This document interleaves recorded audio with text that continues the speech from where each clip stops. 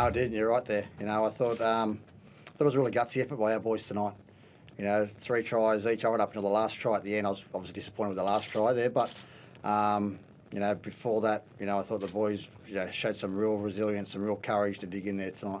When you looked at the possession and even the tackle count, you probably at 16-14, you probably couldn't believe you were that close. No, and with the injuries we had, I think we got ourselves back in the game. Probably the first half probably hurt us a little bit there with some forced passes and not building pressure. But we come out in the second half, we built some pressure, we got back in the game, and they showed some real courage. We probably just ran out of trips and a few things probably didn't go our way. You had a couple of kicks that landed out in the full. How frustrating was that as the coach? Yeah, it took a bit of pressure off them, didn't it? We scored a try, and then the next set we put a kick out on the full. Instead of just getting in the grind and which I spoke about, focus on our processes and not worrying about the scoreboard and just get in the grind and try and wear them down. And I thought we were doing that, but then we tried to come up with a poor set to our finish to our set, and it hurt us. You lose Michael so early on, key member of your spine. How much does that hurt? Yeah, it does. But a handy replacement there in AJ Butt. I thought he come and did a really good job, and he was there to fill that role if need be, and he got in there probably earlier than what he thought. But I thought he did really good, the kid. I thought he created a bit of spark there at the back, and I'm not saying that. Losing Flash didn't help, especially in the back end of the game when you lose Tyrone Roberts, your other half, and your centre, and 2 head HIAs, they hurt you, but I'm really proud of the performance of the boys. They were really gutsy, and like I said, there were some things that I wasn't happy about that I'll be questioning later on down the track. What were your thoughts on the disallowed try after AJ did make that break? Yeah, I'll be speaking to Bernie Sutton and Graham Annesley, that's for sure. Jake Granville instigates contact. He actually reaches out and grabs Phil Sammy. What's he supposed to not push him away? Glanville clearly instigates contact. That should have been a try. And that Cowboys try where they caught it on the inside. And they scored that, not the last try, but the one before that, which put them in 8 points in front. He caught it on the lead. I was at a coaches meeting early on in the year, and they said you catched it on the inside of the lead runner, and it's no try. He caught it on the inside of him, and they let it play on, and they didn't even bother about checking it. Kevin Proctor asked the referee, and he says, we determine how much impact's involved. That's not what I was told in the coaches meeting. If he caught on the inside of the shoulder, it's no try. Did that knock the wind out of the sails a little bit? It doesn't help, It doesn't help. That try with AJ where he makes that break and that goes our way, we're 12-10 up and we've got a wind in our sails, and then, we're 2 points behind and they coming back to build some pressure on the Cowboys, and then a try goes against us. We should have been checked. It caught on the inside of the lead runner, and he says to our captain, we look at what sort of impact it has. That's not what I was explaining at the coaches meeting, so I'll be taking those up with Graham.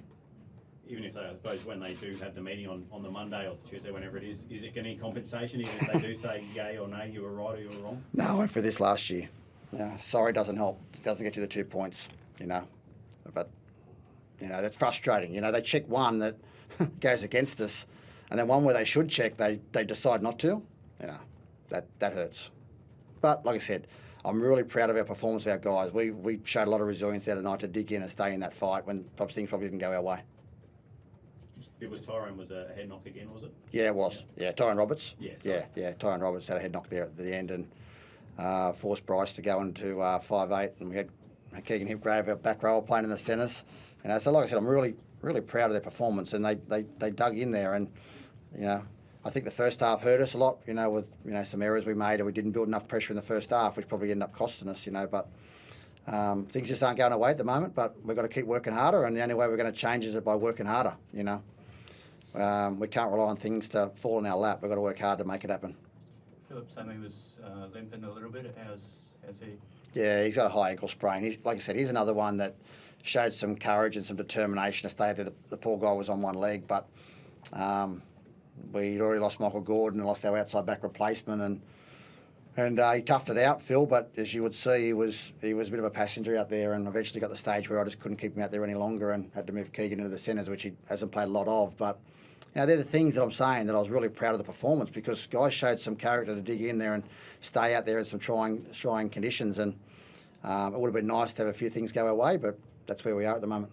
I don't know if you've finished a full game with your starting 17 this season yet. Is that much of a frustration, I guess, for you, or is that bit of something else that Yep, sometimes luck just doesn't go your way, does it? You know, an injury, some injuries like that, head knocks, things like that. You know, you can't prepare for them. You can't train to prevent them from happening. We play probably the most brutal sport in the world. You know, and there are going to be some impact injuries and things like that. You know, that probably raises the question about, you know, when you lose players to head knocks, whether we have an 18th man or whatever on the sideline to replace that. Because, I mean, we've got to look after our players. We can't force them to stay out there when they have head knocks.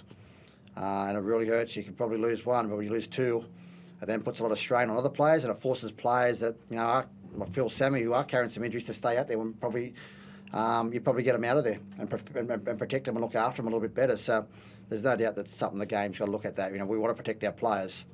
You know, it's important that you know, we put some things in place to enable that to happen. Guys, I just want to, before I start, I just want to pass out on my best to Tamari Martin.